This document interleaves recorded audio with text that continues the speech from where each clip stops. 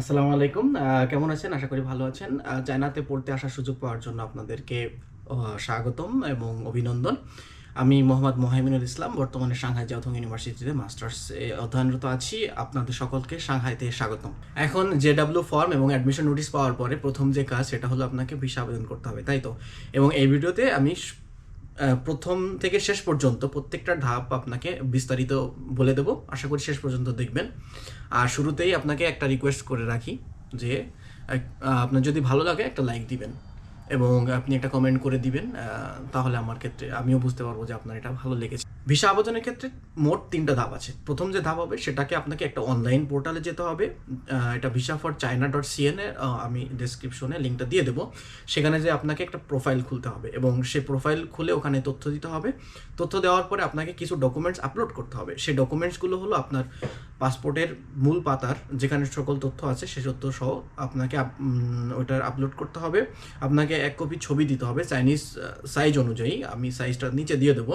Admission notice দিতে হবে, ZW form দিতে হবে এবং ব্যাংক স্টেটমেন্ট দিতে হবে। এগুলো সফলভাবে আপনি আপলোড করার পরে সাবমিট করার পরে আপনি অপেক্ষায় 1 থেকে 2 দিনের মধ্যে আপনি ইমেল পেয়ে যাবেন এবং ইমেইলে আপনাকে কনফার্মেশন দেওয়া হবে যে আপনি এম্বাসিতে ইন্টারভিউ দিতে যাবেন। এই অ্যাম্বাসিতে আপনি কখন যেতে পারবেন? আপনি কার্য দিবস অর্থাৎ আপনার রবিবার থেকে বৃহস্পতিবার এর ভিতরে আপনাকে যেতে হবে। এখন বলি আপনাকে স্টেপ 2 হলো অ্যাম্বাসিতে আপনাকে ইন্টারভিউ দিতে যেতে হবে এবং সেই ক্ষেত্রে আপনি খালি হাতে গেলে তো হবে না, আপনাকে কিছু কাগজপত্র সাথে করে নিয়ে যেতে হবে। আপনাকে জেডব্লিউ ফর্ম নিতে হবে, অ্যাডমিশন নোটিশ নিতে হবে এবং আপনি যে আবেদন করেছিলেন যে অনলাইন পোর্টালে, সেখানে আপনাকে অ্যাপ্লিকেশন ফর্ম দিয়েছিল, সেই অ্যাপ্লিকেশন ফর্মটা আপনাকে সাথে করে নিতে হবে। আপনাকে শিক্ষা সনদ সাথে করে নিতে হবে। আপনাকে যে মেডিকেল ফর্মটা ফিল আপ করেছেন এবং টেস্ট করেছেন সেগুলো নিতে হবে। ব্যাংক স্টেটমেন্ট ও ব্যাংক সলভেন্সি আপনাকে সাথে করে নিতে হবে এবং আপনার যে মূল পাসপোর্ট আছে সেটা সাথে করে নিতে হবে। এবং অ্যাম্বাসিতে পৌঁছানোর পরে আপনাকে একটা টোকেন দেওয়া হবে এবং যে টোকেন দেবে সে আপনার কাগজগুলো দেখবে সবগুলো আছে কিনা এবং ক্রম অনুসারে তাদের যে ক্রম আসে ক্রম অনুসারে আপনাকে সাজিয়ে দিবে। ইন্টারভিউ সফলভাবে শেষ করার পরে আপনার যে আবেদন ফর্ম ছিল ফর্মের উপরে একটা এটা সিল মেরে দিবে। নাইস। ইন্টারভিউ সিল মারা যে অ্যাপ্লিকেশন ফর্মটি সেটি আপনাকে আবার পোর্টালে যে ওখানে আপলোড দিতে হবে। এখন স্টেপ নাম্বার 3, বনানী অফিসে যে আপনার ভিসা করতে দেওয়ার জন্য পাসপোর্ট জমা দেওয়া।